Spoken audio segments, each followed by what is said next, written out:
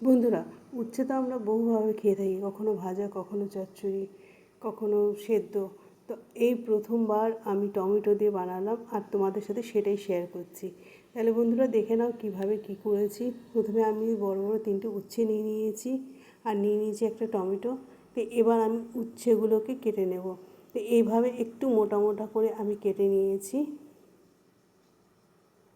খুব পাতলা করিনি, মোটা মোটা করেই কেটেছি।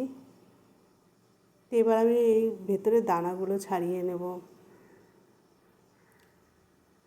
কচি দানা হলে না ছাড়ালেও কোনো অসুবিধা নেই, কিন্তু যেহেতু এখানে বীজ হয়ে গেছে ওই জন্য আমি দানাগুলো ছাড়িয়ে নিলাম।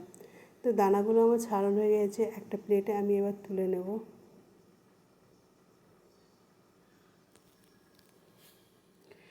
তারপরে আমি একটু লবণ মাখিয়ে রেখে দেবো।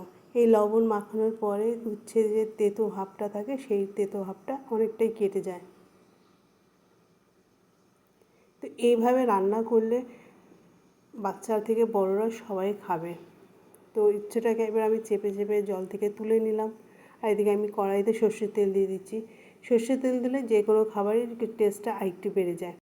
এবার এই উচ্ছেতে আমি লবণ, হলুদ, সামান্য একটু লঙ্কার গুঁড়ো আর আমি দিয়েছিলাম বেসনটা স্কিপ হয়ে গেছে। তো এবার খুব ভালো করে আমি কিছুক্ষণের জন্য মাখিয়ে রেখে দেবো। এদিকে তেলটাও গরম হয়ে গেছে।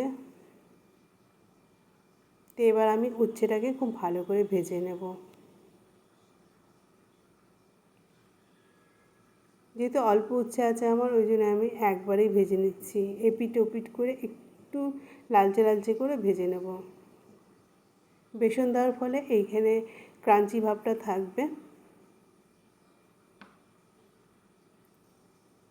তো ভাজা হয়ে গেছে, এবার আমি তুলে নেব।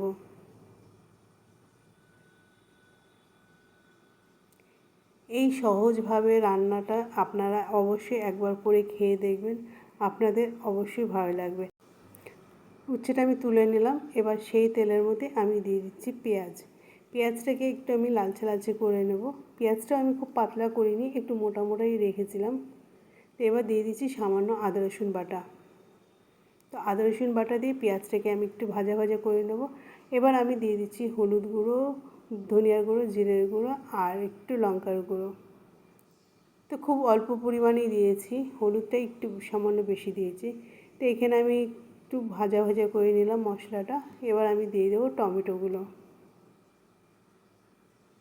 টমেটোগুলো দিয়ে একটু নাড়াচাড়া করে নেব। তো এবার দিয়ে দিচ্ছি স্বাদ মতো লবণ আর জল দিয়ে মশলাটাকে আমি একটু ভালো করে কষে নেব। তো কষানো হয়ে গেছে, তেলটাও ছেড়ে দিয়েছে। তো এবার আমি ভেজে রাখা উচ্ছেগুলো দিয়ে দেবো। তো এবার একটু নাড়াচাড়া করে ভালো করে কষিয়ে নেব। তো এবার আমি দিয়ে দেবো খুব সামান্য পরিমাণ মতো জল। যেহেতু এটা শুকনো শুকনো হবে ওই জন্য জলটা আপনারা বুঝে শুনে দেবেন। তো এবার কিছু কাঁচা লঙ্কা চেরা দিয়ে দিলাম। আপনারা আপনাদের পছন্দ মতো ঝাল অনুসারে লঙ্কা দেবেন। এবার আমি 3 থেকে 4 মিনিটের মতো ঢেকে রেখেছিলাম।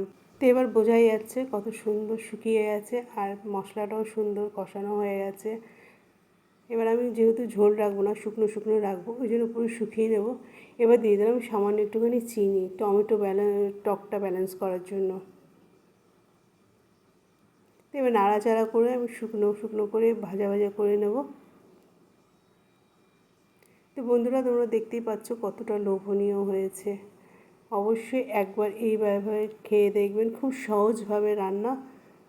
তো এবার আপনাদের একটা প্লেটে দেখিয়ে দিই কতটা টেস্টি লাগছে। তো আমার এই রেসিপিটা আপনাদের কেমন লাগলো অবশ্যই কমেন্ট বক্সে বলবেন। আপনারা যারা পেঁয়াজ খান না বা নিরামিষভাবে খেতে চান, পেঁয়াজটা স্কিপ করে দেবেন। আর নিরামিষ দিনে এটা একটা খুব ভালো রান্না খেতে পছন্দও করবে আর এই পদটি দিয়েই পুরো ভাত খাওয়া হয়ে যাবে। রুটি বা পরোটা দিয়েও খেতে ভালো লাগবে। সবাই ভালো থাকবেন, সুস্থ থাকবেন। আবার দেখা হবে নতুন একটা রেসিপিতে।